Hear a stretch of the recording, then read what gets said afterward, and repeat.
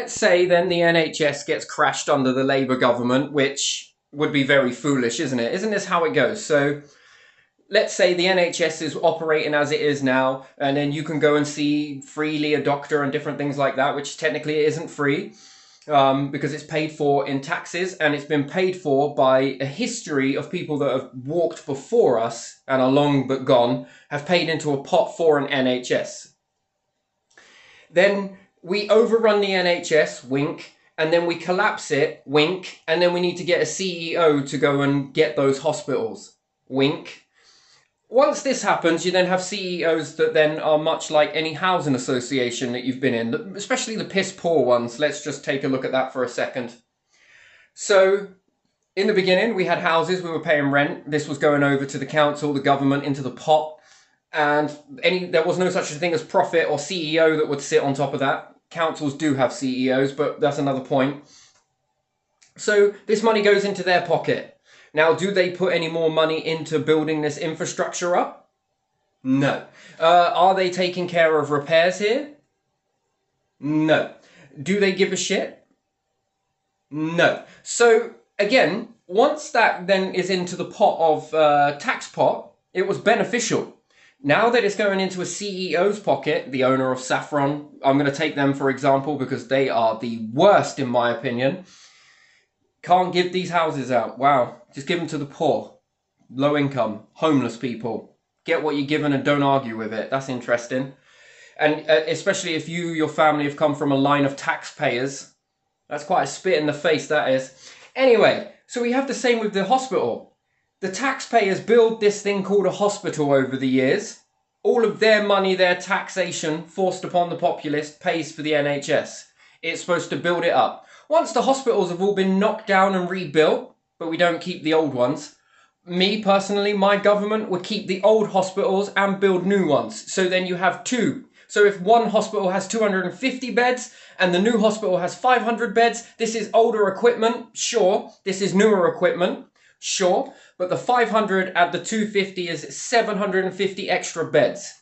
That is extra operating rooms as well that's now been made. This is how you do it. You keep both. And then as you're going and more taxation is coming in, the hospital that was built, sure, there's money to do it. Now the new equipment should be put into the old hospital. Now you have double facilities. Therefore, double amounts to get down the waiting lists, to get down and get people seen quicker. That's how it should be, right? But no, not with our government that's just been. No, we will knock down the old one or sell it and we will just build another one. What's the point? What's the point in that? You might as well keep both of them all the way across the UK. We wouldn't be in the situation that we're in right now if we had done. But no. And then what's more, once these now nice new hospitals are built, who do we build them for? Well, if you've got private healthcare, you get to jump the queue, right? You get to jump the queue because you have money. But if you're someone who is relying on that and you're a working class, you have to wait your turn. You don't get to jump the queue. Isn't that interesting? And then when they knock the NHS completely down, and they knock it down, and then these hospitals are going to still stay standing, obviously, they're going to sell them over to CEOs. And once again, what are we going to have? Jump the queue again, the person that has the most amount of money, that can afford the most amount of healthcare, insurance, gets to go first. And the rest of you, if you can afford it on top of your working, because the tax that they'll take for the NHS will still be taxed from you. It won't go down. Never in history has tax gone down because they've given up something. No, they'll still take the tax, and on top of that, now you'll have to find health insurance. Double whammy, really, innit? And then the whole year's worth of building all of these things, these infrastructures up, just for the wealthy, just for the elite, just for someone else to come by with money and buy these assets off the taxpayer. And you, the working class, every single one that's worked, ever put into the tax pot with your groceries, cigarettes, alcohol, road tax, because sure as shit they're not putting the money down on the road. All of this tax, council tax, everything else, all of this money that put in the pot to build those was only being built for the rich and wealthy. Interesting. What about social housing? Well, it was built for the rich and the wealthy, of course. Give it over to the rich and wealthy, they buy it. So when you have this steady money coming in from rent, you see this on a graph. It starts going up and up. Then they sell it and it jumps up. But once they've spent that money that they've sold, it then goes down lower than it ever has been before. No more steady income anymore. So what do you have to do? Up taxes in order to make the bridge. So we then have to introduce council tax to people. Wow, let's put council tax in because we sold off all of the stuff. So what happens when you're paying an energy bill and it was owned by, let's say, government? You pay your bill and then we've got this steady growth in the United Kingdom. It's steady, steady, steady. Then you build all of these infrastructures from taxpayers' money and then you sell it to your rich friends. You still keep taking the tax, but now you're no longer building the infrastructure. You've sold it on to someone else. Now you've got to pay the tax for that once infrastructure that no longer is governed by the government. And you now have to pay an energy bill on top of that. So you've now got two pots that you now have to pay into. And again, it becomes more and more expensive. This is how you create a deficit that makes your income that you get in just doesn't go around enough. Why? Well, because of things like this. You're paying the tax over on one side to keep this stuff maintained and running, and now you have to pay a bill on top of it, and that bill also keeps this stuff maintained and running. But yet, if it was still owned by the government, all of this, railway, water bill, TV licensing, hospitals, what else is there? Anything else? Have I missed some? Oh, how about houses? Houses, if all of these things were still owned by the government, this rent, this bill you're paying, would go into the tax pot. Once you got past your profit, you build a profit pot, and you've gone past all your repairs, you're still left with a profit. But this profit, rather than saying, well, we'll give the bills freely to all people in the United Kingdom, no. This profit can go into the tax pot, which then does what? Well, perhaps we need new hospitals. Do we have the money? Yeah, we do, because everyone's paying their bills. Everyone's paying their rent. Everyone's paying their energy bill, the water bill, the TV licensing bill. It's all being paid into this pot. And it made this much profit. So we can take this much profit away and build new hospitals for that. What about pay rises for the NHS? Well, yeah, we can do that because we've got it in the profit pot. And then every single time you pay your bill, you are paying for future generations and for the betterment of all of these services. Would you then need private schools? No, because the one that was built from the tax pot where everybody pays it would be suffice enough for everybody in that. You wouldn't need another one, would you? So what about the hospital? Well, you wouldn't need another because let's say these private companies, have they built any hospitals? Or are they jumping the queue on the NHS that taxpayers have paid for and using their equipment? Is it? Is it using their equipment? It is. So that's taken from the taxpayer, and the taxpayer then have to wait in this very long queue for other people to jump it. That's really interesting, that, isn't it? That's very strange, that, isn't it? You'd think the taxpayer would be able to jump the queue, really, wouldn't you? No, sorry, you're private. Wait your turn. Oh, we need new houses. We need new houses. Oh, the problem is we haven't got enough of a workforce. No, the problem is that you don't pay the workforce enough money. That's what it boils down to. But yet, if we'd have kept the houses and the rent and all the repairs would be conducted to a standard, we would have social housing for everybody, rich and the poor.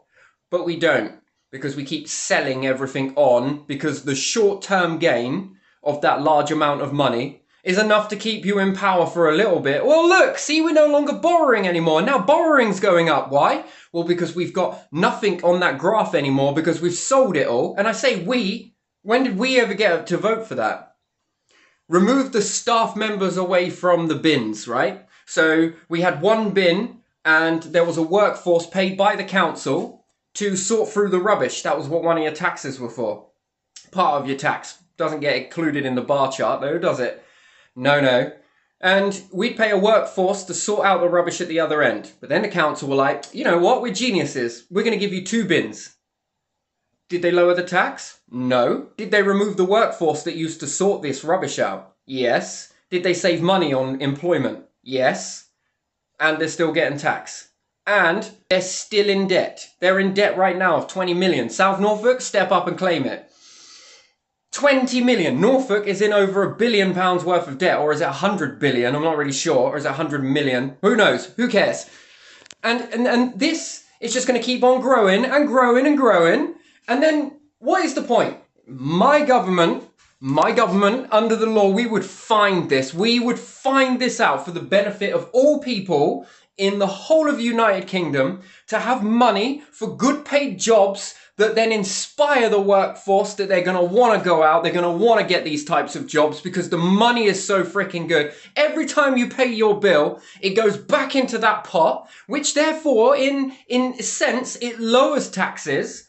We would have the best of everything. World-class energy, world-class production, world-class workforce. It won't be melting down and stagnating like it is now. And we see in other nations overtake us. Why do you think that is? Because greed is the thing that is ruining us. And we've got stupid individuals that are in.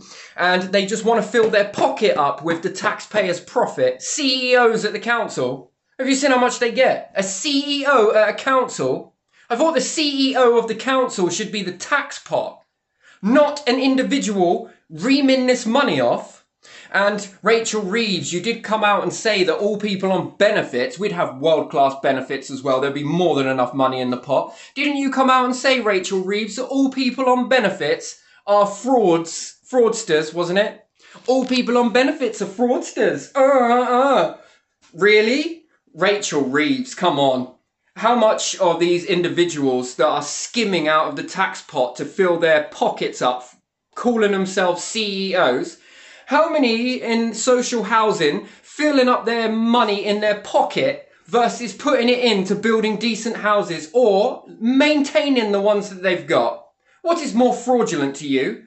Why do we have people in a job centre that only look at individuals who claim a benefit for fraud, but don't go after these CEOs and these corporations for reaming millions off the taxpayer each and every single year that goes by, and you haven't got one fraud department that deals with that? That is fraud at the very top end, but there isn't any, is there? No, because it's far easier to go at people in society that you believe are weak because of a disability or some sickness that they never asked for. And if we were to dig this out and find out where all of these illnesses are coming from, are you sure it's not the conditions of the homes that they're living in that you have given them? Because you allow these corporations to treat people absolutely horribly. Where are all the cancers coming from, Rachel Reeves? It's not got anything to do with the asbestos, unregistered, unregulated, even though apparently it's meant to. Is it coming from the asbestos that they're exposed to? No? Yes? Could be? What about the mold growth and the bacteria inside their houses because toilets leak underneath the house, causing this bacteria to explode?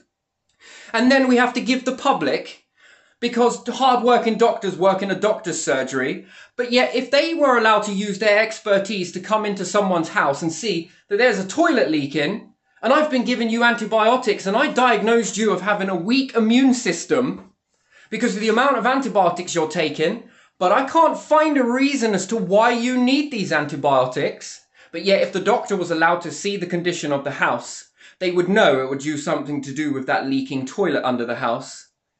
And these housing associations don't do anything about it. And then we wonder whether this is going to cause antibiotic resistance across the whole entire world. Would suffer that, all because of greed. Where are all these health concerns coming from? Because they've started booming massively, and I don't believe it's because we've only just now started looking. No. And you want to know what's overrunning the NHS needlessly? It's because of social housing and all the individuals in it that let people live in squalor, mould, damp conditions that cause pneumonia is on the rise. What else is there? Toilets that are leaking. You don't think that this is causing a bacteria growth and the resistance as you take these antibiotics? These bacteria are learning the antibiotic. We hang on a thread of hair that antibiotics are the things that work. So far. Only until those bugs and bacteria don't learn those antibiotics. Because when we do, and when they do learn that, that's it. What else is there next? And then you wonder why the NHS is needlessly overrun with people with diseases that we've never even heard of. Are you sure it's not coming to the condition, the environment that they're living in? And don't you think that that is fraudulent? That the taxpayer have to fork out for that? Really? In government, shouldn't there be some knowledge here, some really good knowledge to see where this is coming from and put an end to it, not continue this facade over and over again, year in, year out. And everybody is paying a tax, everybody that goes to work, everyone that pays their rent, anyone that pays their energy bill, their water bill, their TV license, all goes back to the CEO. And who's the CEO? The tax pot. And then from that tax pot, we have money as a nation to pay for better jobs in order to bring in more productivity into our nation, rather than see it melting away. It's all disappearing, everything. And people are leaving thick and fast. Why? Because other nations don't take council tax and still have even some of the most better services than we've got. And we charge the high end of tax when people pay for fuel. We got the highest tax on fuel. We got the highest duty on it. Where's all this money going? People pay road tax. It's extremely high. Where is this money going? It ain't going on rebuilding the roads. So what's it being swallowed up by? People on benefits. If we ever got a calculator and calculated all of your wages up, how much is that? How much is that? By the millions per year? It could be even the hundreds of millions per year. For what? For what? For a disaster? This train wreck. If I was in power, we'd get all of this back because it was sold. It was fraudulently sold. It should never have been sold off. And yet, with these individuals that really clearly show time and time again that they can't be bothered to look after it. And we go towards the housing associations and ask them, housing association, how many damp houses do you have? Well, we've only got 5% damp houses. They lie. They lie. At every opportunity they get, they lie. And this is what causing the biggest burden on the NHS. Unnecessarily. And then we got to wonder about something. When people were confined to their homes during the issues that arose, are they really ill from these things, or did they get sick because of the conditions of their property? That is a very interesting point to make, and a very interesting thing to investigate, really. And there, I don't hate on you MPs. Not at all. Because to be honest, it would take every single one of us to work together in order to pull all of this back. And sometimes we're going to have to do some things that aren't, let's say, we wouldn't usually do these things. But in the safeguard everybody in this nation and to build back up Britain to what it used to be, and if not, excel it so that it becomes better than anything that we've ever experienced. Sometimes the hard cards need to be pulled in this, and some really, really unprecedented events need to take place in order for this to happen. If it was sold under fraudulent, it's time to pull it back. And therefore, it would safeguard every single job that orientates around the tax pot. It would need coordinating as to where this money is going to go. What really is going to benefit Britain long term, not the short term to get that money of selling everything on. No, because you can see a world with the NHS gone, that companies like this will just get away with it because they're making more money. Cash cows off all the people. What on earth is that? What type of life is that? Would you wish this on yourself or anybody else? Because I most certainly would not. This would need to change. And I think this is the only way to do it. This is the only way to do it. And it means that every politician that calls himself a good individual, or she that calls herself a good individual, right honourable to the very last. This would be the thing, the change of the times that reset the way we go forward for the rest of our days. I think so, and anybody else that rises up after us, it would be doing it not just for ourselves, but for those individuals too. That enough is enough. And I think that that's the only way forward. I would make this happen. I would make this happen. And let's just do the math quickly. How many people are working class? Well, 90%. How many people are CEOs? Around 10%. Put it to a vote, because 90% would get behind you on this one, and it's about the majority, isn't it? Not a minority. So we would only go after 10% of these CEOs. And we'd only upset a small bunch or percentage of the apple cart. It's all about majority and numbers.